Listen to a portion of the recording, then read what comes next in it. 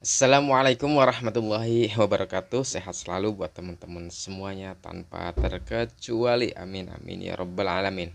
Baik teman-teman, mengfollow api dari sebuah pernyataan Bapak Surawan di Reskrimum Polda Jabar yang mengatakan dengan terang-terangan dan jelas bahwa dikatakannya adalah terkait yayasan ada data fiktif. Kalau kita menyederhanakannya bahwa data fiktif itu adalah antara dana yang telah dicairkan oleh pemerintah dengan siswa atau jumlah siswa yang ada itu tidak sesuai. Sehingga ketika misalkan yang ditulis adalah 500 siswa, maka pencairannya adalah 500 kali 500 kali per siswanya adalah berapa dana bos tersebut. Misalkan 1.600.000, berarti 1.600.000 dikali 500 itu yang kemudian yang akan dicairkan oleh pemerintah. Maksud dana fiktif itu adalah memungkinkan atau dugaannya adalah misalkan siswa itu hanya 50, dibuatlah kemudian dimaaflah kemudian menjadi 500 siswa tersebut. Ini yang kemudian arah dugaan-dugaan itu yang telah dikatakan oleh Bapak Direktur kita itu ya teman-teman. Nah, pertanyaan selanjutnya adalah siapa, kalau selama ini kita juga seringkali mempertanyakan ya, dari kasus pembunuhan ini sebenarnya siapa sih yang diuntungkan ya teman-teman, siapa sebenarnya pengendali daripada yayasan tersebut, siapa yang punya kendali daripada yayasan tersebut. Nah, kira-kira begitu. Nah, kita tahu bahwa teman-teman, dalam sebuah wawancara saya dengan Mr. Dedi ya, Mr. X yang dahulunya, dikatakan bahwa dalam sebuah pencairan itu adalah pasca pembunuhan terjadi beberapa kali, di mana dijelaskan oleh beliau itu bahwa misalkan dikatakan yang pertama itu dicairkan oleh ayahnya, yang kemudian yang kedua dicairkan dengan jumlah sekian itu dicairkan oleh anaknya. Artinya adalah ternyata dua-duanya telah mencairkan.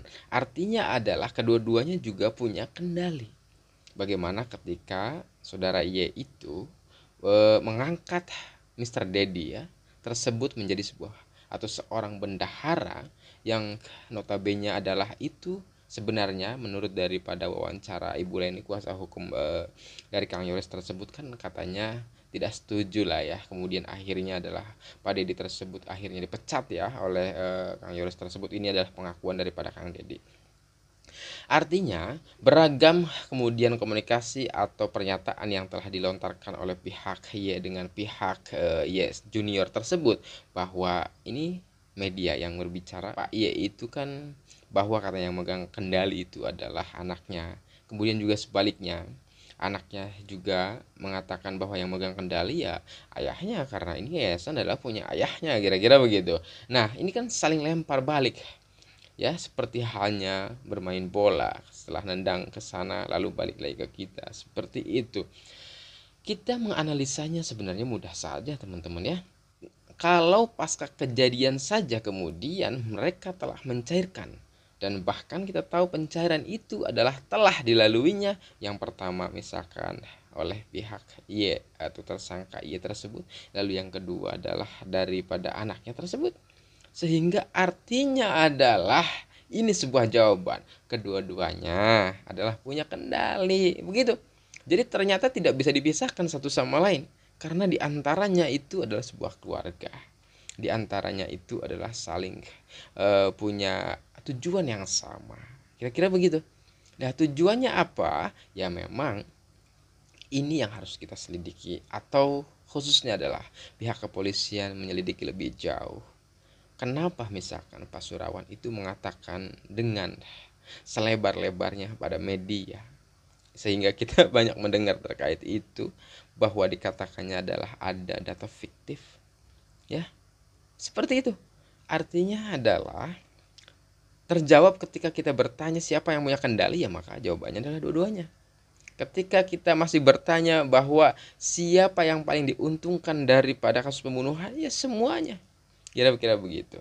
Karena mereka adalah punya tujuan yang sama, karena mereka itu adalah satu keluarga, di mana satu keluarga notabene adalah tidak dipisah-pisahkan, bahwa yayasan ini adalah milik Pak Yosep, bahwa yayasan ini adalah juga dikendalikan oleh semuanya, termasuk juga anaknya dan sebagainya, istrinya dan sebagainya. Sehingga jelas ya teman-teman, bahwa mereka adalah telah mendapatkan keuntungan secara bersama-sama.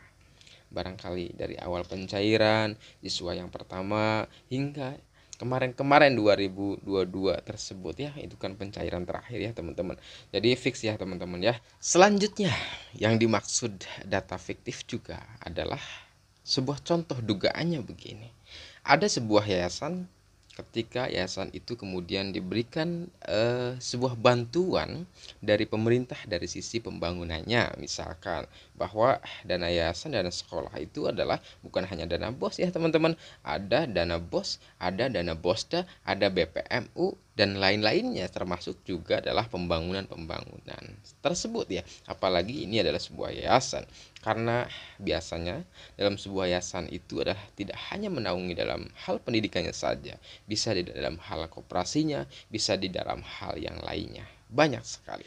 Nah, dari sini kemudian akan mengerucut bahwa dugaan itu akan mengarah kemana, bahwa sekali lagi dalam sebuah sekolah atau yayasan ada sebuah pembangunan, dananya dari mana? Apakah pemerintah mengcover itu? Ada ya, kita tahu, dan bahkan barangkali teman-teman banyak yang mempunyai sebuah yayasan atau sekolah, dana itu ada.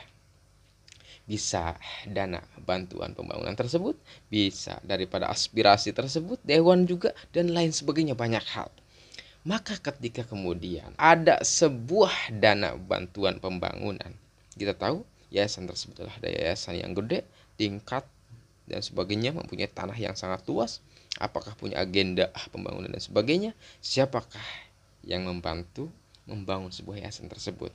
Ya, dugaan data fiktif itu adalah terjadi, dukanya begini. Ketika kemudian pemerintah setelah menggelontorkan dana sekian banyaknya ya, misalkan sebuah contoh adalah 5 miliar. Peruntukannya adalah pembangunan lokal 1 sampai 10 misalkan. Ini hanya sebuah contoh. Lalu kemudian dari 5 miliar untuk memenuhi 5 lokal itu sebenarnya hanya membutuhkan misalkan 2 saja, 2 miliar saja.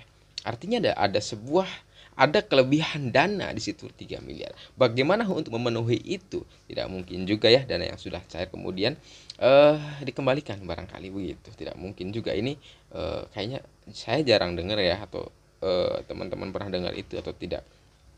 Nah, bagaimana untuk memenuhi 5 miliar itu padahal yang dipakai hanya 2 miliar misalkan? Maka sebuah indikasi atau dugaannya adalah membuat data fiktif, SPJ-nya kemudian dilebih-lebihkan, markup kwitansinya misalkan dilebih-lebihkan.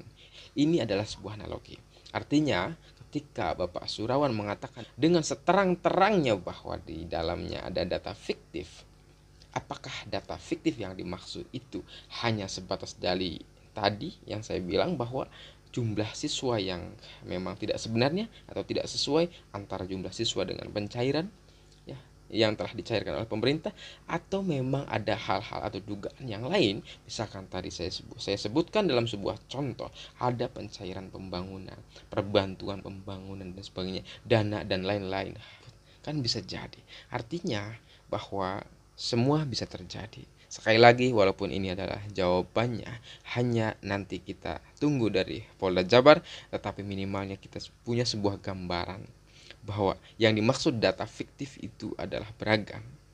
Di antaranya itu adalah 2 hal tersebut. Banyak hal, misalkan pembelian yang tidak sesuai, ya enggak? Alokasi dana yang seharusnya buat guru tetapi kemana, alokasi dana yang seharusnya beli komputer tetapi kemana, alokasi dana yang seharusnya beli bangku tetapi dialokasikan kemana, banyak hal ya teman-teman. Artinya adalah walaupun ini sebatas dugaan, yang menjawab daripada pernyataan atau jawaban Pak Surawan itu bahwa ini adalah data fiktif, indikasinya, dugaannya, berarti semua beraneka ragam. Kita tunggu sekali lagi. Kita juga punya gambaran, netizen juga punya gambaran data fiktif yang dimaksud tersebut di dalam sebuah yayasan tersebut. Kita tunggu juga apa yang sebenarnya, data fiktif apa yang sebenarnya terjadi pada sebuah yayasan tersebut, sehingga analogi kita, dugaan kita menjadi sebuah perebutan. Kira-kira begitu ya. Kita tunggu jawabannya dari Polda Jabar dengan pasti. Terima kasih. Wassalamualaikum warahmatullahi wabarakatuh.